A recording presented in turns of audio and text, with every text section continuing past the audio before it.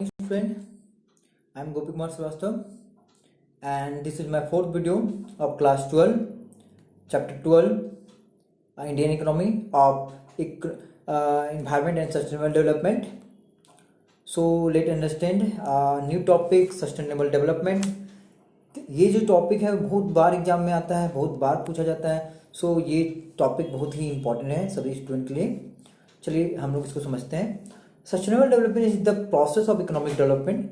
Sustainable development जो है वो इकोनॉमिक डेवलपमेंट का प्रोसेस है which aim at raising the quality of the life both the present and the future generation.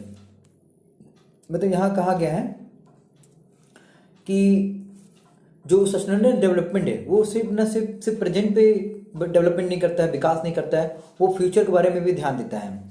जैसे मान लीजिए जो कोल है वो उसका यूज इस प्रकार से करना है हमें ताकि हमारा प्रेजेंट और फ्यूचर यूज दोनों में वो आ सके. ऐसा नहीं कि हम प्रेजेंट में ही सारा कोयला यूज कर ले तो हमारे पास फ्यूचर में कुछ भी नहीं बचेगा और हमारे पास यूज करने के लिए हमारा जो भविष्य है या हमारा जो पीढ़ी है वो उसे इस्तेमाल नहीं कर पाएगा. तो सस्टेनेबल डेवलपमेंट का मतलब यही हो गया कि किसी भी चीज़ का, किसी भी रिसोर्स का अच्छी तरीका से इस्तेमाल करना ताकि वो प्रेजेंट एंड फ्यूचर में दोनों में काम आ सके. That is sustainable development. मतलब प्रेजेंट एंड फ्यूचर डेवलपमेंट दोनों साथ में करना वो सस्टेनेबल डेवलपमेंट कहलाता है.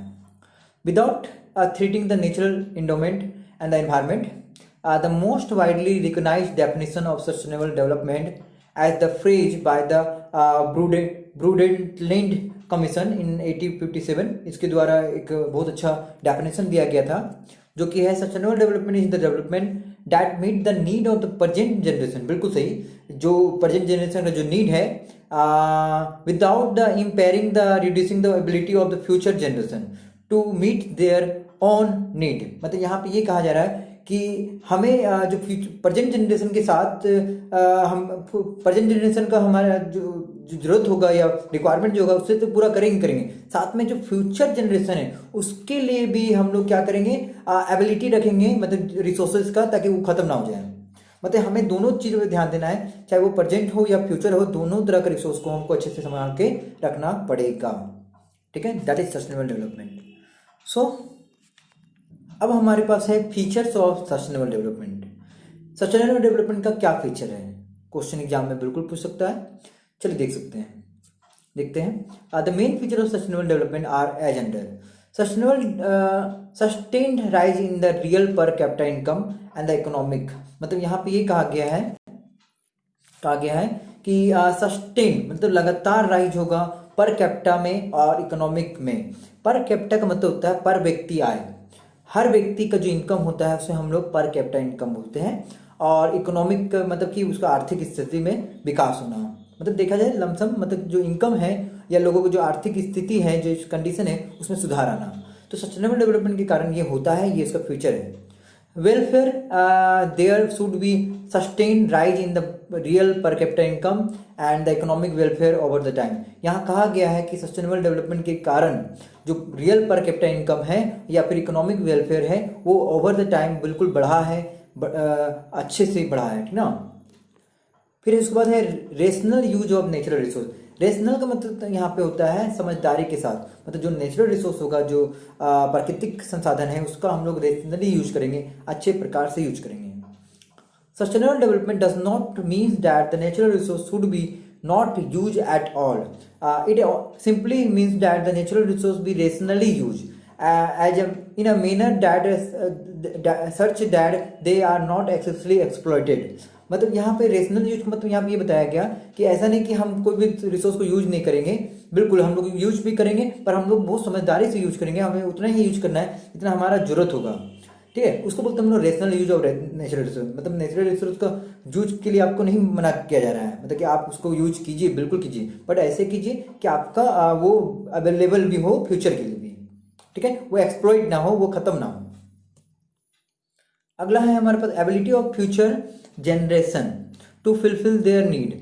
मतलब यहाँ पे एबिलिटी में of future generation to need not to be impaired, मतलब कि खत्म ना हो जाए, फ्यूचर जनरेशन में भी रिसोर्सेज रहे. Sustainable development stresses the point that the ability of the future generation to fulfill their need not impaired in the wake of the competitive growth process. For example, if the non-renewable resources of energy like oil are irrationally used to increase the present production, it would only we at the cost of lesser resources endowment for the future generation. मतलब यहाँ पे ये बोला गया, मान लीजिए अगर oil का हम अगर सबसे ज़्यादा अभी यूज करेंगे तो हमारे पास फ्यूचर में कुछ नहीं बचेगा। Such development process is not sustainable over a long period of time. मतलब इस तरह का जो डेवलपमेंट हो रहा है, मान लीजिए ऑयल अभी बहुत जरूरत है, जैसे ऑयल में आप पेट्रोल रख लिए, डीजल रख लिए, हम लोग बहुत ज़्यादा एक्सेसिवली यूज कर रहे हैं या व्हीकल बढ़ते जा रहा है, पर अगर हम इसी प्रकार से यूज करते रहेंगे तो हमारे पास भविष्य के लिए कुछ भी बचेगा नहीं। तो हमें इसे अवेलेबल रखना पड़ेगा, हमें इसे अच्छे से यूज करना पड़ेगा, एबिलिटी चाहिए फ्यूचर जनरेशन के लिए। ठीक है। चेक ऑन द पोल्यूशन, यहाँ कहा गया sustainable development discarded for does not approve of those activity which induces the environment pollution. Check on pollution का मतलब यहाँ पे हो गया कि पोल्यूशन पे ध्यान देना। तो जो हमारा सस्टेनेबल डेवलपमेंट है ये ध्यान देते रहता है कि इन्वायरमेंट पोल्यूशन बढ़ा घटा, क्या हुआ नहीं हुआ, उस पर हमेशा चेक करते रहता है। Environment pollution is to be view as an element of social cost. Environment जो पोल्यूशन है वो सोशल कोस्ट है, वो समाज का एक नुकसान हो रहा है। तो यहाँ पे ध्यान देना चाहिए, हमें सस्टेनेबल डेवलपमेंट को बढ़ाना चाहिए, क्योंकि सस्टेनेबल डेवलपमेंट प्रेजेंट पास्ट दोनों पे ध्यान देता है और रिसोर्सेज को केयरफुली यूज करता है और रेशनली यूज करता है। तो डेफिनेटली सस्टेनेबल डेवलपमेंट बहुत अच्छा है। ठीक है।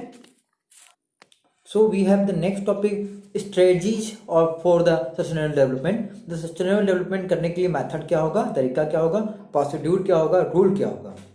The concept of sustainable development does not suggest the eliminating the process of growth and the development.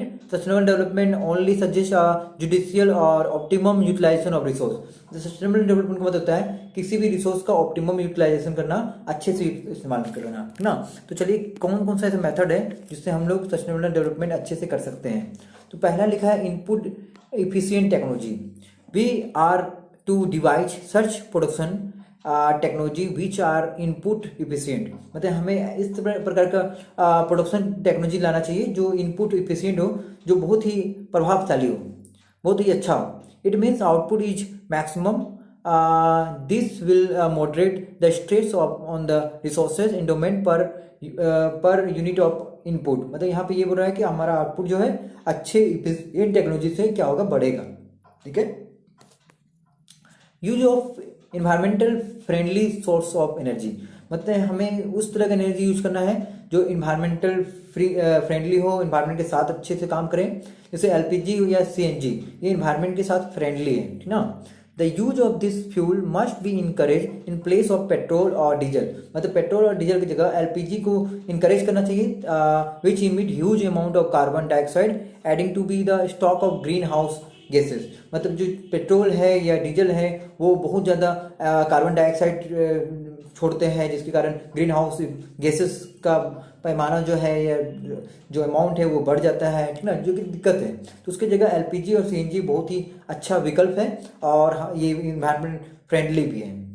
People in the rural area should be discourage from the using the wood as a fuel. और जो लोग गांव में रहते हैं उनको discourage करना चाहिए कि वो कभी भी लकड़ी उससे फ्यूल ना बनाए, मतलब उससे घर चूल्हा वूल्हा जो जलाता है उसे बंद करें और उसकी जगह गैस सिलेंडर यूज करें। It causes the deforestation and unwarranted degradation of the resources. Instead the gobar gas plant may be developed as a source of domestic fuel.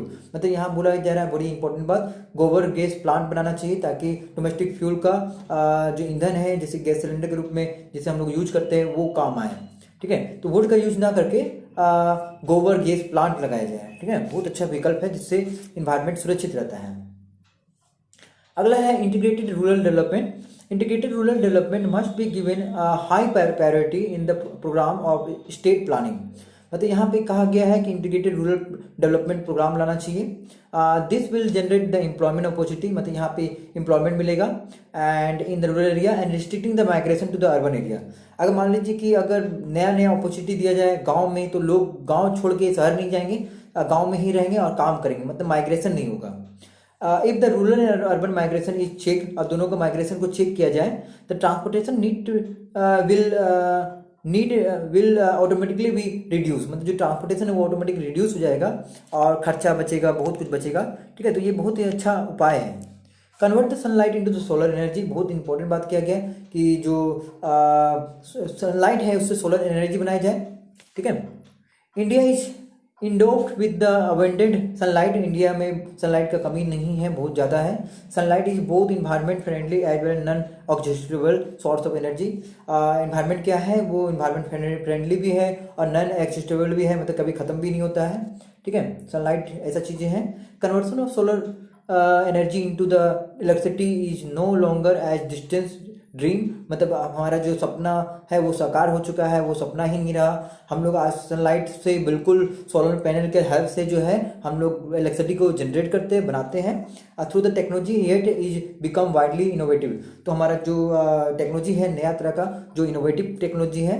Solar energy is an effective answer not only to the problem of the economic growth but also to the problem of sustainable development। मतलब ये sustainable development का problem को भी solve करता है, साथ में economic का भी ग्रोथ का प्रॉब्लम को सॉल्व करता है। मतलब ये बहुत ही अच्छा विकल्प है, बहुत अच्छा तरीका है सोलर एनर्जी से इलेक्ट्रिसिटी को बनाना, बहुत ही अच्छा बात है। Shift of organic farming. Organic farming का मतलब होता है जो आप केमिकल फार्मिंग कर रहे हैं उसे छोड़कर आप ऑर्गेनिक फार्मिंग करें, मतलब आप गोबर गैस का इस्तेमाल करें, आप खाद का इस्तेमाल करें, आप हर चीज़ को ऑर्गेनिकली बनाएं, अच्छे से बनाएं। Manage the waste. वेस्ट को मैनेज करना rather than the allowing the industrial waste and household garbage to the litter around the or flow the stream of the river, we must systematically manage them। मतलब कि हमें नदियों में कचरों को फेंकना या वेस्ट को फेंकने से अलावा, उसके अलावा कुछ और हमें काम करना चाहिए। Household waste can be recycle into the compost and use as manure for the organic farming. मतलब हाउसहोल्ड का जो वेस्ट है, घर का जो वेस्ट है, घरों में जो वेस्ट होता है उसे कंपोस्ट करना चाहिए और उसे ऑर्गेनिक फार्मिंग में यूज करना चाहिए, मतलब उसे खाद के रूप में यूज करना चाहिए। उसके बाद लिखा हुआ है यहाँ पे stringent law on the disposal of chemical influential. मतलब कि एक लॉ बनाना चाहिए, कानून बनाना चाहिए ताकि जो लोग हैं वो केमिकल को डायरेक्ट डिस्पोज ना कर दें रिवर में या पानी में, तो उसे रोकने के लिए एक लॉ, कानून का भी बहुत जरूरी है, ठीक ना।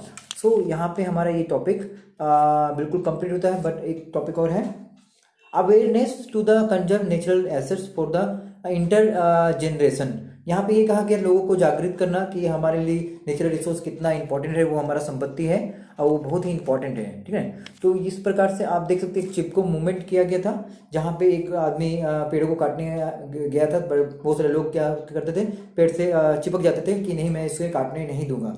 तो ये एक चिपको मूवमेंट था जो बहुत ही अच्छा मूवमेंट था, ताकि इन्वायरमेंट को बचाया जा सके, पेड़ों को बचाया जा सके, डिफॉरेस्टेशन को रोका जा सके और एफॉरेस्टेशन को बढ़ाया जा सके। तो इस प्रकार से ये चिपको मूवमेंट किया गया था, ठीक है। ये चिपको मूवमेंट जो है एक अच्छा स्टेप है इन्वायरमेंट को बचाने के लिए। पब्लिक मीन्स ऑफ ट्रांसपोर्ट भी यहाँ दिखा गया है। Public means of transport are to be rapid, comfortable and economical. जो पब्लिक मीन्स ऑफ ट्रांसपोर्टेशन होता है वो उसको तेज होना चाहिए, वो कंफर्टेबल होना चाहिए, वो इकोनॉमिकल, सस्ता होना चाहिए। जैसे metro in Delhi such as means of transportation must be extended to the suburban area. मतलब कि मेट्रो जो है सब जगह फैला देना चाहिए, बहुत ही पब्लिक के लिए है और मीन्स ऑफ ट्रांसपोर्टेशन है, ये बहुत ही अच्छा कंफर्टेबल है, ठीक है। This will cut the private vehicular traffic. ये ट्रैफिक को कम करेगा और ये नॉइस पोल्यूशन को कम करेगा, तो इन्वायरमेंट पोल्यूशन को खत्म करेगा, एयर पोल्यूशन को खत्म करेगा। देखा जाए बहुत अच्छा है, मेट्रो एक बहुत ही अच्छा विकल्प है इन्वायरमेंट के लिए, ठीक है। तो आप देख सकते हैं यहाँ पे इतना सारा जो ट्रांसपोर्टेशन है उसके लिए, उससे अच्छा हमारा जो ये मेट्रो है वो बहुत ही बेहतरीन विकल्प है। इससे इन्वायरमेंट भी हमारा सुरक्षित रहता है, ठीक है। वेरी गुड ट्रांसपोर्ट कर द इन्वायरमेंट पोल्यूशन। ये इन्वायरमेंट पोल्यूशन को कंट्रोल करने में बहुत ही इंपॉर्टेंट रोल निभाता है, ठीक है। तो यहाँ पे आप देख सकते हैं। So thank you, this video is completed. Thank you, must read this book.